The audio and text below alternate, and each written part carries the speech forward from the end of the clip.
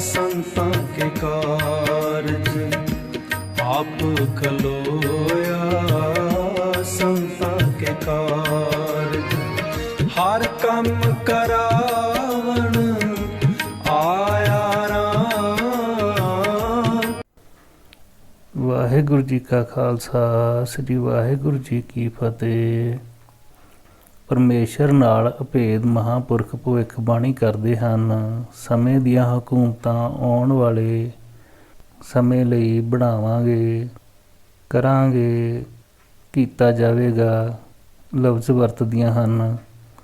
ਪਰ ਪੂਰਨ ਸਰਬ ਸ਼ਕਤੀਵਾਨ ਨਿਰੰਕਾਰੀ ਸਰੂਪ ਮਹਾਂਪੁਰਖ ਭਵਿੱਖਬਾਣੀ ਵਿੱਚ ਹੋਵੇਗਾ ਅੱਖਰ ਵਰਤਦੇ ਹਨ। ਉਹਨਾਂ ਪ੍ਰਭੂ ਤੋਂ ਇਹ ਸ਼ਕਤੀ ਗ੍ਰਹਿਣ ਕੀਤੀ ਹੁੰਦੀ ਹੈ ਕਿ ਆਉਣ ਵਾਲੇ ਸਮੇਂ ਵਿੱਚ ਇਹੋ ਜਿਹਾ ਵਾਪਰੇਗਾ। ਭਵਿੱਖਤ ਬਚਨਾਂ ਦੀ ਰਮਝ ਨੂੰ ਸਾਧ ਸੰਗਤ ਕਰਨ ਵਾਲਾ ਹੀ ਸਮਝੇਗਾ, ਕਿਉਂਕਿ ਮਹਾਂਪੁਰਖ ਸਿੱਧਾ ਨਹੀਂ ਦੱਸਦੇ ਹੁੰਦੇ। ਕੋਟ ਫੱਤਾ ਪਿੰਡ ਦਾ ਵਾਸੀ ਧੰਨਾ ਸਿੰਘ ਬਾਬਾ ਜੀ ਦੀ ਸੰਗਤ ਅਤੇ ਸੇਵਾ ਕਰਦਾ ਸੀ। ਗਰਮੀਆਂ ਦਾ ਮੌਸਮ ਸ਼ੁਰੂ ਹੋਇਆ। ਦੁੱਧ ਇਹਨਾਂ ਦਿਨਾਂ ਵਿੱਚ ਘੱਟ ਹੋ ਜਾਂਦਾ ਹੈ। ਕਈ ਸੇਵਕਾਂ ਨੂੰ ਦੁੱਧ ਦੀ ਸੇਵਾ ਲੱਗੀ ਹੋਈ ਸੀ, ਕਿਉਂਕਿ ਬਾਬਾ ਜੀ ਆਪ ਦੁੱਧ ਛਕਦੇ ਸਨ ਅਤੇ ਸੰਗਤ ਨੂੰ ਦੁੱਧ ਛਕਾਉਣ ਦਾ ਹੁਕਮ ਸੀ। ਦੁੱਧ ਦੀ ਕਮੀ ਹੋਈ ਦੇਖ ਕੇ ਸੋਚਿਆ ਕਿ ਮੇਰੇ ਘਰ ਸੱਜਰ ਮੱਝ ਹੈ, ਜੇ ਹੁਕਮ ਮਿਲ ਜਾਵੇ ਤਾਂ ਮੱਝ ਇੱਥੇ ਲੈ ਆਵਾਂ। ਮਹਾਂਪੁਰਖ ਬੇਪਰਵਾਹ ਹੁੰਦੇ ਹਨ। ਉਹਨਾਂ ਨੂੰ ਕਿਸੇ ਆਈ ਗਈ ਵਸਤੂ ਦੀ ਪਰਵਾਹ ਨਹੀਂ ਹੁੰਦੀ। ਆਵਤ ਹਰਖ ਨ ਜਾਵਤ ਦੁਖਾਂ, ਨਹਿ ਵਿਆਪੇ ਮਨ ਰੋਗਨੀ। ਸਦਾ ਆਨੰਦ ਗੁਰ ਪੂਰਾ ਪਾਇਆ, ਤੋ ਉਤਰੀ ਸਗਲ ਵਿਯੋਗਨੀ। ਸੇਵਕ ਜਿਸ ਨੇ ਸੇਵਾ ਦਾ ਮੌਕਾ ਸੰਭਾਲ ਕੇ ਸੇਵਾ ਲੈਣੀ ਹੁੰਦੀ ਹੈ, ਸੇਵਾ ਸੰਭਾਲ ਮਹਾਂਪੁਰਖ ਦੀ ਪ੍ਰਸੰਨਤਾ ਹਾਸਲ ਕਰਦੇ ਹਨ। ਧੰਨਾ ਸਿੰਘ ਨੇ ਸਮਾਂ ਵਿਚਾਰ ਕੇ ਬੇਨਤੀ ਕਰ ਦਿੱਤੀ, ਹਜੂਰ ਦੁੱਧ ਘੱਟ ਆਉਂਦਾ ਹੈ, ਗਰੀਬ ਨਵਾਜ਼, ਹੁਕਮ ਹੋਵੇ ਤਾਂ ਮੇਰੇ ਘਰ ਸੱਜਰ ਮੱਝ ਹੈ, ਇੱਥੇ ਲੈ ਆਵਾਂ। ਧੰਨਾ ਸਿੰਘ ਮੱਝ ਲੈ ਆਇਆ। ਦੁੱਧ ਦੀ ਸੇਵਾ ਚੱਲਦੀ ਰਹੀ। ਕੁਝ ਸਮੇਂ ਬਾਅਦ ਮੱਝ ਦਾ ਬੱਚਾ ਪੇਚਿਸ ਦੀ ਬਿਮਾਰੀ ਨਾਲ ਪੀੜਤ ਹੋਇਆ ਤੇ ਮਰ ਗਿਆ। ਬਾਬਾ ਜੀ ਨੇ ਹੁਕਮ ਕੀਤਾ, ਧੰਨਾ ਸਿੰਘ ਮੱਝ ਨੂੰ ਪਿੰਡ ਛੱਡ ਆਓ। ਹੁਕਮ ਅਨੁਸਾਰ ਮੱਝ ਪਿੰਡ ਛੱਡ ਆਏ। ਰੋਜ਼ੇ ਰੱਖਣ ਦੇ ਦਿਨ ਸ਼ੁਰੂ ਹੋ ਗਏ। ਮੁਸਲਮਾਨ ਰੋਜ਼ੇ ਰੱਖਣ ਲੱਗੇ। ਸ਼ਾਮ ਨੂੰ ਮਸੀਤ ਵਿੱਚ ਨੌਬਤ ਵਜਾ ਕੇ ਸਭ ਨੂੰ ਰੋਜ਼ਾ ਖੋਲ੍ਹਣ ਦੀ ਤਾਕੀਦ ਕਰੀ ਹੋਈ ਸੀ।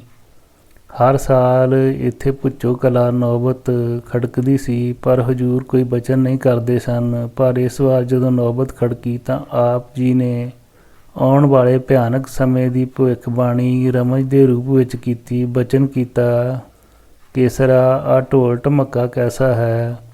ਹਜੂਰ ਇਹ ਮੁਸਲਮਾਨ ਰੋਜ਼ਾ ਛੱਡਣ ਵੇਲੇ ਮਸੀਤ ਵਿੱਚ ਨੌਬਤ ਵਜਾਉਂਦੇ ਹਨ। ਕੇਸਰ ਸਿੰਘ ਨੇ ਉੱਤਰ ਦਿੱਤਾ। ਫਿਰ ਬਚਨ ਕੀਤਾ, ਕੇਸਰ ਇਹ ਕੋਟ ਫੱਤੇ ਵਾਲੇ ਧੰਨਾ ਸਿੰਘ ਦੇ ਕੱਟੇ ਦੀ ਖੱਲ ਬੋਲਦੀ ਹੈ। ਤੈਨੂੰ ਪਤਾ ਹੈ ਕਿ ਕੱਟਾ ਕਿਸ ਨੇ ਮਾਰਿਆ ਹੈ? ਪਾਤਸ਼ਾਹ ਮੈਂ ਬੇਖਬਰ ਹਾਂ। ਬਚਨ ਹੋਇਆ, ਅਰਜਨ ਸਿੰਘ ਪੁੱਤਰ ਪ੍ਰੇਮ ਸਿੰਘ ਕੱਟੇ ਉੱਪਰੋਂ ਰੋੜ ਪਲੰਝ ਕੇ ਸੁੱਟ ਗਿਆ। ਇਹ ਕਾਰ ਗਾਉਂਦੇ ਬਾਣੀਏ ਦੀ ਵੀ ਹੈ। ਫਿਰ 10-12 ਆਦਮੀਆਂ ਦੇ ਨਾਮ ਲਏ। ਇਹਨਾਂ ਨੇ ਸਾਜ਼ਿਸ਼ ਨਾਲ ਕੱਟਾ ਮਾਰਿਆ ਹੈ। ਮੱਡੂ ਤੇ ਮਿੱਡੂ ਮੋਚੀਆਂ ਨੇ ਖੱਲ ਲਾਹੀ ਹੈ। ਇਸ ਖੱਲ ਨਾਲ ਨੌਬਤ ਮੜੀ ਹੈ। ਜਦ ਵੀ ਨੌਬਤ ਵੱਜਣੀ, ਉਪਰੋਕਤ ਬਚਨ ਕਰਨਾ। ਸੰਗਤ ਨੇ ਰੋਜ਼ ਇਹੀ ਬਚਨ ਸੁਣਨੇ। ਇੱਕ ਦਿਨ ਸੰਗਤ ਵਿੱਚ ਇਸੇ ਨਗਰ ਦਾ ਬੁੱਧ ਰਾਮ ਵੈਰਾਗੀ ਸੰਪਰਦਾਇ ਵਾਲਾ ਬੈਠਾ ਸੀ। ਇਹ ਹਸਮੁਖ ਸੀ। ਮਜ਼ਾਕ ਦੇ ਲਹਿਜੇ ਵਿੱਚ ਇਸ ਨੇ ਕਿਹਾ, ਹਜੂਰ ਕੱਟੇ ਨੂੰ ਇੰਨੇ ਆਦਮੀਆਂ ਮਾਰਿਆ ਹੈ। ਬਾਬਾ ਜੀ ਨੇ ਬਚਨ ਕੀਤਾ, ਸਮਝ ਤੂੰ ਵੀ ਉਹਨਾਂ ਦਾ ਸੰਗੀ ਸੀ। ਨਹੀਂ ਮਹਾਰਾਜ, ਨਹੀਂ ਕਹਿਣ ਤੇ ਬਚਨ ਦਾ ਭੇਦ ਖੋਲ੍ਹਿਆ। ਕੇਸਰਾ ਬਿਮਾਰੀ ਪਵੇਗੀ। ਜਿਨ੍ਹਾਂ ਦੇ ਨਾਮ ਲਏ ਹਨ ਸਭ ਖਤਮ ਹੋ ਜਾਣਗੇ। ਬਚਨ ਅਟਲ ਹੋਇਆ। ਸਾਰੇ ਹੀ ਖਤਮ ਹੋ ਗਏ। ਕੇਵਲ ਬੁੱਧ ਰਾਮ ਹੀ ਬਖਸ਼ਿਆ ਗਿਆ। ਜੇ ਕੋਈ ਉਸਕਾ ਸੰਗੀ ਹੋਵੇ ਨਾਲੇ ਲਏ ਸਿਧਾਵੇ। ਭਾਗਵਾਨ ਸੇਵਾ ਕਰੇ, ਹੁਜਤ ਕਰੇ ਪਲੀਤ। ਸੰਤਨ ਸੇਤੀ ਮਸਖਰੀ, ਕੁਲ ਡੋਬਨ ਕੀ ਰੀਤ। ਪਰਕਾਏ ਸਾਖੀ ਮਹਾਂਪੁਰਖ, ਬੋਲਦੇ ਸਾਂਝੀ ਸਗਲ ਜਹਾਨੇ। ਉਪਰੋਕਤ ਵਾਕ ਅਨੁਸਾਰ ਮਹਾਂਪੁਰਖ ਦੀ ਸੇਵਾ ਸੰਗਤ ਵਿੱਚ ਰਹਿਣ ਵਾਲਾ ਬਿਨਾਂ ਬੁਲਾਏ ਕਿਸੇ ਬਚਨ ਵਿੱਚ ਨਾ ਬੋਲੇ। ਜੇ ਸਮਝ ਨਾ ਆਵੇ ਤਾਂ ਚੁੱਪ ਕਰ ਰਹੇ। ਇਹ ਬਚਨ ਜੋਗਿੰਦਰ ਸਿੰਘ ਕਾਕਾ ਜੀ ਢਿੱਲੋਂ ਤੋਂ ਪ੍ਰਾਪਤ ਹੋਇਆ। ਜਨ ਭਗਤਨ ਕੋ ਕਹੋ ਨ ਮਾਨੋ, ਕੀਓ ਆਪਣੋ ਪਈ ਹੈ। ਭਗਤ ਜਨ ਪੁਕਾਰਦੇ ਹਨ। ਸੱਚੇ ਦੀ ਦਰਗਾਹ ਅੰਦਰ ਜੀਵ ਦੇ ਪਾਪਾਂ ਅਤੇ ਪੁੰਨਾਂ ਦਾ ਲੇਖਾ ਹੁੰਦਾ ਹੈ। ਪਾਪੀ ਜੀਵ ਨਰਕਾਂ ਦਾ ਭਾਗੀ ਬਣਦਾ ਹੈ, ਪੁੰਨਾਂ ਵਾਲਾ ਸਵਰਗਾਂ ਦਾ ਆਨੰਦ ਮਾਣਦਾ ਹੈ। ਸ਼ੈਤਾਨ ਬੁੱਧੀ ਪਰਮੇਸ਼ਰੀ ਜੋਤ ਵਿੱਚ ਭਾਵਨਾ ਨਹੀਂ ਰੱਖਦੀ, ਕਿਉਂਕਿ ਉਹ ਪ੍ਰਭੂ ਸੰਗਮ ਦੀ ਆਸਵੰਦ ਨਹੀਂ। ਆਸਾਵਾਦੀ ਹੀ ਨਰਕ ਸਵਰਗ ਦੀ ਕਿਰਿਆ ਨੂੰ ਸਮਝਦਾ ਹੈ। ਇਹੋ ਜਿਹੀ ਸੋਚ ਰੱਖਣ ਵਾਲੀ ਮਾਈ ਖੇਮ ਕੌਰ ਸੇਮਾ ਨਗਰ ਵਾਲੀ, ਉਸ ਦਾ ਲੜਕਾ ਸਾਮ ਸਿੰਘ ਹੈ। ਮਾਤਾ ਮਹਾਂਪੁਰਖਾਂ ਦੇ ਰੂਮੀ ਠਹਿਰਨ ਸਮੇਂ ਵੀ ਸੇਵਾ ਕਰਦੀ ਰਹੀ, ਪਰ ਪੁੱਤਰ ਕੁਕਰਮਾਂ ਵਿੱਚ ਪੈ ਗਿਆ। ਹਿਰਦਾ ਸੁੱਧ ਸੀ ਭੀਲਣੀ ਵਾਂਗ ਇਸ ਦਾ, ਮਨ ਲਾਇ ਕੇ ਸੇਵਾ ਕਮਾਉਂਦੀ ਸੀ।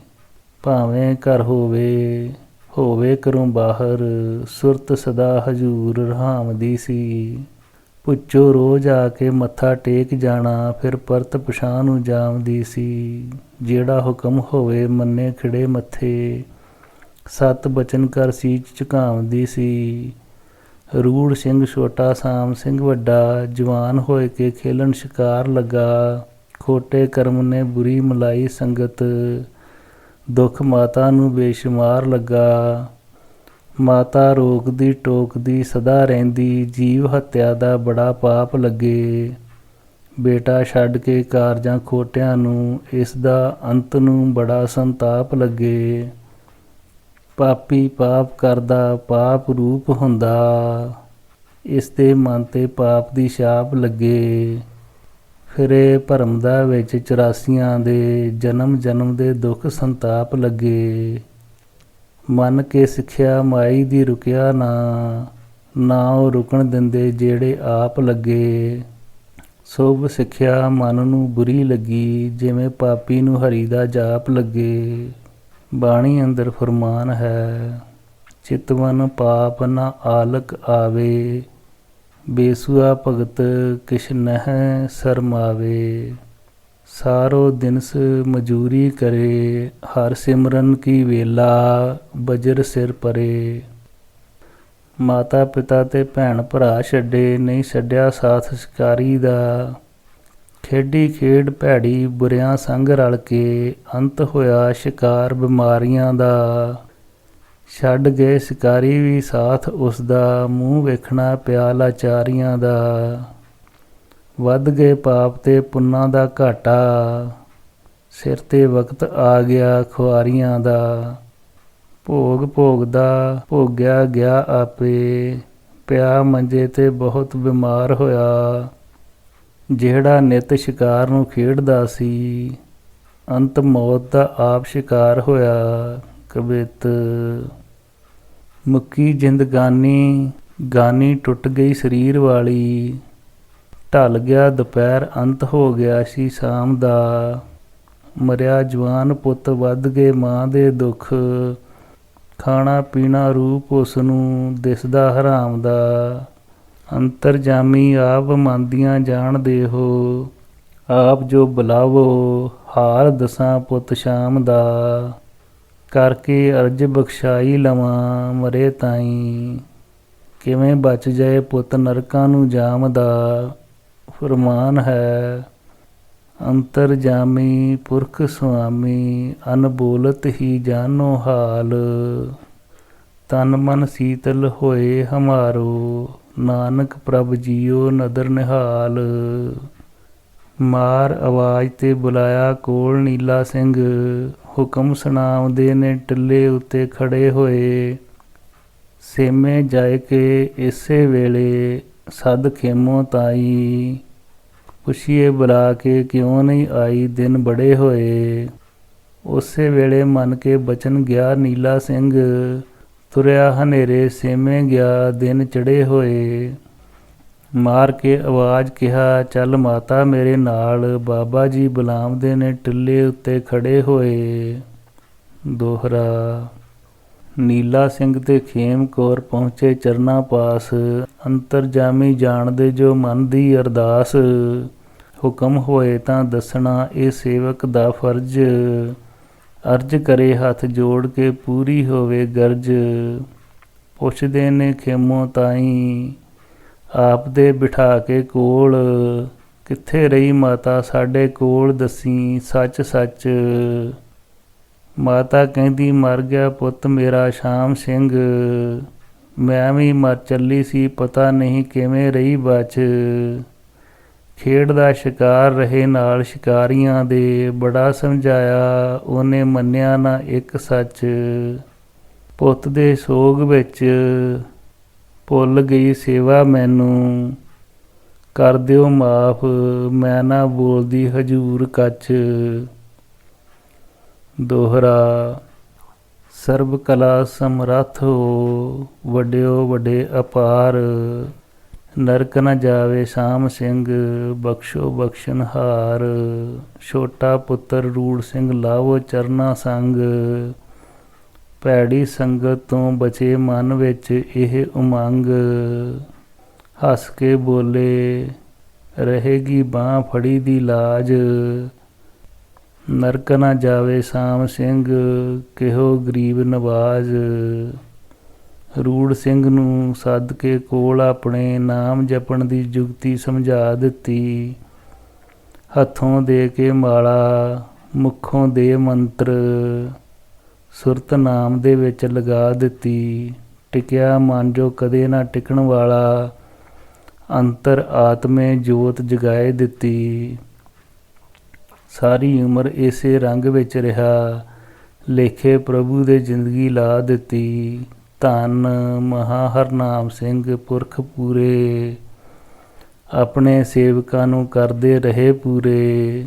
ਪੂਰੇ ਨਾਲ ਅਮੋਲ ਪਦਾਰਥਾਂ ਦੇ, ਨੇੜੇ ਕਾਮ ਕ੍ਰੋਧ ਨ ਆਏ ਕੂਰੇ।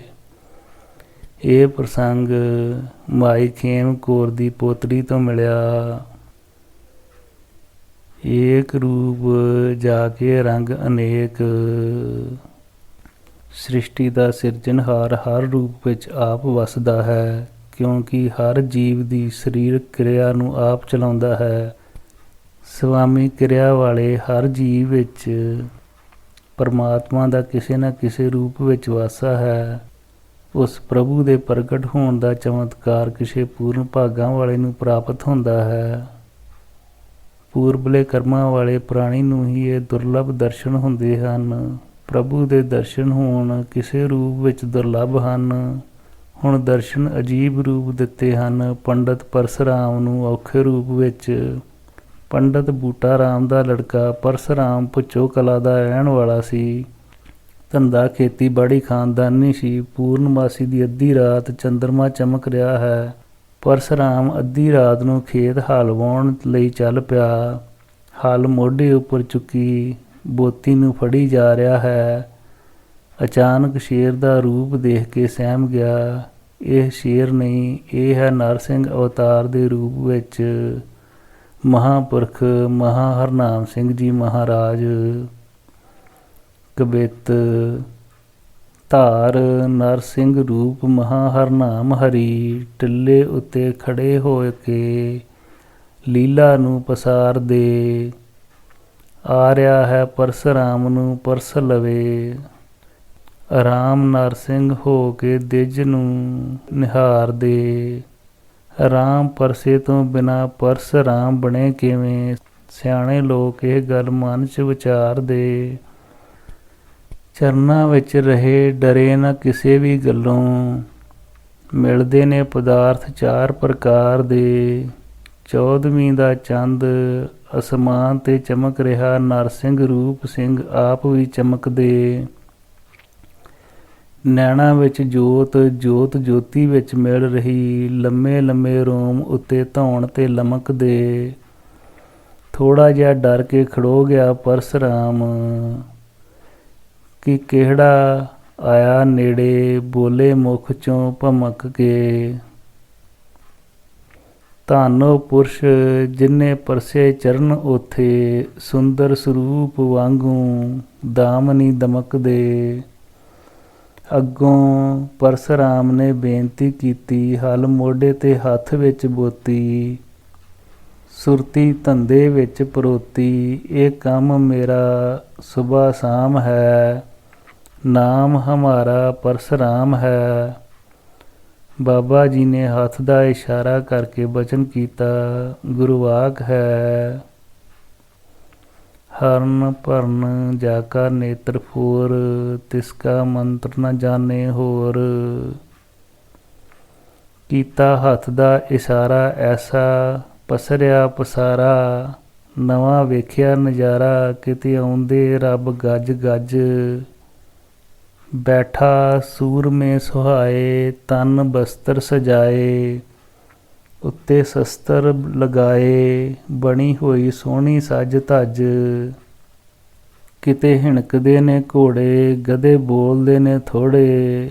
ਚਲੇ ਆਉਂਦੇ ਬਿਨਾਂ ਮੋੜੇ, ਇੱਕ ਦੂਜੇ ਅੱਗੇ ਭੱਜ ਭੱਜ। ਪਰਸਰਾਮ ਦਿਜ ਸਾਥ, ਹੱਸ ਬੋਲੇ ਦੀਨਾਨਾਥ। ਦੱਸਣਾ ਨਹੀਂ ਕਿਸੇ ਪਾਸ, ਵੇਖੀ ਅੱਖੀਂ ਰੱਜ ਰੱਜ। ਦੋਹਰਾ ਰਚਨਾ ਬਹੁ ਪ੍ਰਕਾਰ ਦੀ ਵੇਖ ਲਈ ਪ੍ਰਤੱਖ। ਮੂੰਹ ਤੋਂ ਬੋਲ ਨਾ ਸਕਿਆ, ਫਰਕ ਨਾ ਸਕੀ ਅੱਖ। ਹੋਣਗੇ ਪੁੱਤਰ ਪੰਜ, ਹੱਸ ਕੇ ਬਚਨ ਕੀਤਾ। ਉਸ ਸਮੇਂ ਮੁਖ ਉੱਤੇ ਤੇਜ ਸੀ ਕਮਾਲ ਦਾ। ਕੰਨਿਆ ਦੋ ਹੋਣਗੀਆਂ, ਦੂਸਰਾ ਬਚਨ ਕੀਤਾ। ਕਰੀ ਨਾ ਫਿਕਰ, ਰੱਬ ਸਾਰਿਆਂ ਨੂੰ ਪਾਲਦਾ। ਕੰਮ ਵਿੱਚੋਂ ਸਮਾਂ ਕੱਢ, ਰਾਮ ਰਾਮ ਜਪ ਲੈਂਦਾ। ਡਰ ਨਹੀਂ ਰਹਿੰਦਾ ਅੱਗੇ ਜਾ ਕੇ ਬੁਰੇ ਹਾਲ ਦਾ। ਮਹਾਂ ਹਰ ਨਾਮ ਹਰੀ, ਸਰਬ ਸਿੱਧ ਕਾਮ ਕਰੀ। ਤੇਰੇ ਜੈਸੇ ਤੂੰ ਹੀ ਤੂੰ, ਰੂਪ ਹੈ ਅਕਾਲ ਦਾ। ਫਿਰ ਹੁਕਮ ਦੇ ਤੋਰ ਦਿੱਤਾ, ਜਾ ਆਪਣਾ ਕੰਮ ਕਰ। ਪਹੁੰਚਿਆ ਜਾ ਖੇਤ ਵਿੱਚ ਜਾ ਕੇ ਪਰਸਰਾਮ, ਚੜਿਆ ਬੁਖਾਰ ਤੇ ਡਿੱਗਾ ਸੀ ਹਿੱਕ ਪਰਨੇ। ਜਾਣੀ ਜਾਣ ਗਏ, ਹਾਲਤ ਪਛਾਣ ਗਏ। ਪਿੱਛੇ ਕਰ ਧਿਆਨ ਗਏ, ਦੂਰ ਦੁੱਖ ਕਰਨੇ। ਉੱਠ ਹਲ ਜੋੜ, ਮੁਖੋਂ ਰਾਮ ਰਾਮ ਜਪ ਤਾਈ। ਖੜ ਕੇ ਸਿਰਹਾਣੇ ਮੁਖੋਂ ਇਹ ਬਚਨ ਬਰਨੇ। ਲੈ ਗਿਆ ਬੁਖਾਰ ਝਟਪਟ, ਉੱਠ ਖੜ ਗਿਆ। ਸਤਨਾਮ ਸਿੰਘ ਜਸ ਕਿਤਨਾ ਕਬਰਨੇ। ਇਹ ਬਚਨ ਫਿਰ ਫਲੀਭੂਤ ਹੋਇਆ, ਜੋ ਅੱਜ ਪ੍ਰਤੱਖ ਹੈ। ਬੁੱਧ ਰਾਮ ਤੇ ਰਾਮ ਜੀ ਦਾਸ ਹੋਇਆ। ਬ੍ਰਹਮਾਨੰਦ ਚੌਥਾ ਬਲੀ ਰਾਮ ਹੋਇਆ। ਸੁਖ ਰਾਮ ਹੈਸੀ ਨਾਮ ਪੰਜਵੇਂ ਦਾ। ਇਹ ਬਚਨ ਪ੍ਰਸਿੱਧ ਹੈ ਆਮ ਹੋਇਆ। ਦੋ ਕੰਨਿਆ ਗਾਜੋ ਤੇ ਹੋਈ ਪੂਨੀ। ਘਰ ਵਿੱਚ ਸੁੱਖ ਵਰਤੇ ਤੇ ਆਰਾਮ ਹੋਇਆ। ਪੂਰਨ ਪੁਰਖ ਦਾ ਬਚਨ ਨਾ ਕਦੇ ਮੁੜਦਾ, ਕਿਉਂਕਿ ਸੰਤ ਵਿੱਚ ਬੋਲਦਾ ਰਾਮ ਹੋਇਆ। ਇਸ ਰਾਮ ਨੂੰ ਜਿਹੜੇ ਪਛਾਣ ਲੈਂਦੇ, ਪਾਏ ਲੋਕ ਪਰਲੋਕ ਤੇ ਸੁਖ ਹੋਣਾ। ਧਨ ਜਨਮ ਹੈ ਜਿਨ੍ਹਾਂ ਨੇ ਦਰਸ ਪਰਸੇ, ਕੀਤੇ ਆਪਣੇ ਉਜਲੇ ਮੁਖ ਉਹਨਾਂ। ਸ੍ਰੀ ਵਾਹਿਗੁਰੂ ਜੀ ਕਾ ਖਾਲਸਾ, ਸ੍ਰੀ ਵਾਹਿਗੁਰੂ ਜੀ ਕੀ ਫਤਿਹ।